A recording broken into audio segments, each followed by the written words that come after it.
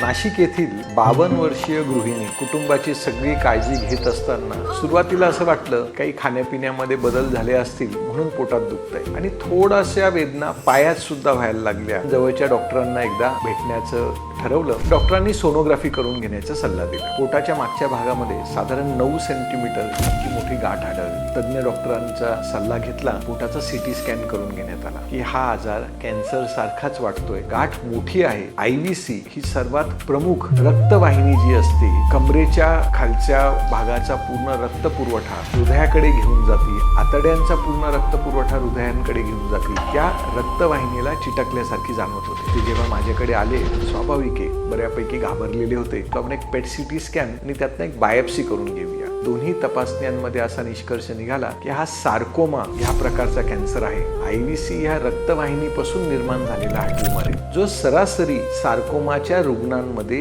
1 लाख रुग्णांमागे एका व्यक्तीमध्ये आढळतो। पेट स्कॅननी हे पण दाखवलं की सुदैवाने हा कॅन्सर तितक्या भागापुरताच मर्यादित होता। उजव्या किडनीच्या रक्तवाहिन्या त्या सार्कोमाच्या खूप जवळ होत्या। हे मात्र थोडंसं चिंतेचं कारण होतं। समजून सांगितल्यानंतर ते लागलीच सर्जरीसाठी तयार झाले। सर्जरीमध्ये थोडी जोखीम होती कारण तो ट्यूमर काढताना ती रक्तवाहिनी पूर्ण काढणं गरजेचं होतं। सरासरी 12 सेंटीमीटरचा IVCचा भाग काढायचा। आवश्यकता पडली तर किडनी पण काढायची। उजव्या पायाची अशुद्ध रक्तवाहिनी सुद्धा रिपेअर करावी लागेल। अशा थोडंसं गुंतागुंतीच्या किचकट अशा शस्त्रक्रियेमध्ये जोखीम पण थोडीशी जास्त होती। पण त्या ताईंनी आणि त्यांच्या मुलांनी विश्वास दाखवला। ते म्हणे सर आम्हाला तुमच्यावर पूर्ण विश्वास आहे। तुम्ही जे कराल ते आम्हाला मान्य आहे। ते ट्यूमर पूर्णपणे काढण्यामध्ये यश आलं। उजव्या किडनीचा जो रक्तपुरवठा होता त्याच्या जस्ट खालून सुरू असल्या कारणाने ती रक्तवाहिनी वाचवण्यात यश पण आलं। उजव्या पायाच्या रक्तवाहिनीपर्यंत पूर्ण IVCचा भाग काढण्यात आला। कृत्रिम